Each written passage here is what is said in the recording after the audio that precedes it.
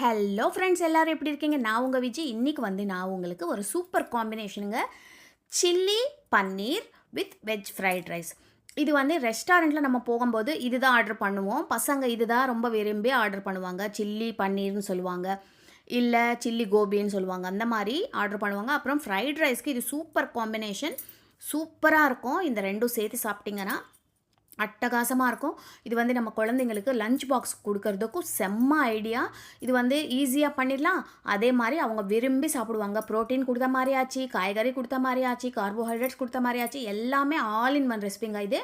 இதுக்காக கடாய் சூடு பண்ணி ஃபஸ்ட்டு 2 ஸ்பூன் எண்ணெய் விட்டுக்கோங்க. இதில் இஞ்சி பூண்டு பேஸ்ட்டு, அப்புறம் மெலிசா கட் பண்ண முட்டைக்கோஸ் கேபேஜ் போட்டுக்கோங்க. அப்புறம் வெங்காயம், அப்புறம் துண்டு துண்டுங்களாக கட் பண்ண கேரட்டு, அப்புறம் குடமிளகா. இதெல்லாம் ஒரு கேரட், ஒரு குடமிளகா, கொஞ்சோண்டு ஒரு வெங்காயம், கொஞ்சோண்டு முட்டைக்கோஸ் எல்லாம் போட்டுக்கோங்க. இதில் நீங்கள் பேபிகார்ன் போட்டுக்கலாம், ஸ்வீட் கார்ன் போட்டுக்கலாம், அப்புறம் பன்னீர் போட்டுக்கலாம். நீங்கள் நான் வெஜிடேரியன்ஸாக இருந்தால் அது கூட நீங்கள் சேர்த்துக்கலாம். இப்போ இதில் உப்பும், அப்புறம் 1 ஸ்பூன் சோயா சாஸ், அப்புறம் பெப்பர் பவுடர், இல்லை மிளகுத்தூள். அது பெப்பர் பவுடர் தெரியும் இல்லையா, மிளகுத்தூள் போட்டுக்கோங்க. இப்போது இதெல்லாம் நல்லா ரொம்ப காயெல்லாம் நல்லா வெந்துடுச்சு. அதே மாதிரி நம்ம போட்ட மசாலா கூட இதில் நல்லா பிளெண்ட் ஆகிடுச்சு.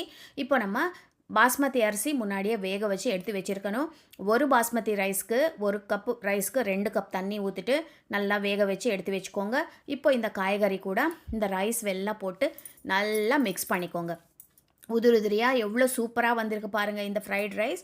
இதில் நீங்கள் வேறு எதுவும் ஆட் பண்ண வேணாம், அப்படியே எடுத்து பக்கத்தில் வச்சுக்கோங்க. இப்போ சில்லி பன்னீருக்காக நம்ம கடாய் சூடு பண்ணி அதில் 2 ஸ்பூன் எண்ணெய் விட்டுக்கோங்க. இஞ்சி பூண்டு பேஸ்ட் போட்டுக்கோங்க. இப்போது இதில் மெலிசா கட் பண்ண வெங்காயம், அப்புறம் மெலிசா கட் பண்ண குடமிளகா அதெல்லாம் போட்டுக்கோங்க. இப்போது இது கொஞ்சம் ஃப்ரை ஆகணும். அப்போது இதில் ஒரு சிட்டிகை உப்பு போட்டுக்கோங்க. இந்த காய்கறிக்கு தகுந்த மாதிரி உப்பு போட்டுக்கோங்க. அப்புறம் சோயா சாஸ் போட்டுக்கோங்க. அப்புறம் இதில் சில்லி சாஸு, டொமேட்டோ சாஸு 3மே போட்டுக்கோங்க. எல்லாம் போட்டுட்டு நல்லா கலந்து விட்டுக்கோங்க. சோயா சாஸும் டொமேட்டோ சாஸும் அப்புறம் ஷெஜ்வான் சாஸும் கொஞ்சோண்டு போட்டிருக்கேன் நான். இது எல்லாம் போட்டுட்டு நல்லா மிக்ஸ் பண்ணிக்கோங்க.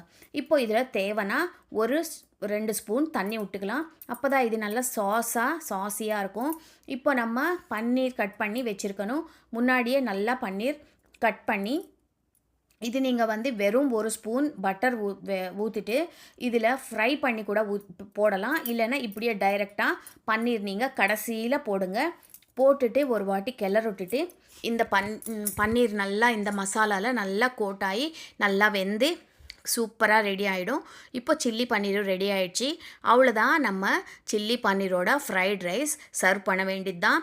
சூப்பரான காம்பினேஷன். கண்டிப்பாக ட்ரை பண்ணி பாருங்கள். எல்லாருக்கும் ரொம்ப பிடிக்கும். எப்படி வந்ததுன்னு எனக்கு கமெண்ட்டில் சொல்லுங்கள். இந்த சூப்பர் ரெசிபி உங்களுக்காக கண்டிப்பாக ட்ரை பண்ணுங்கள். உங்கள் விஜி.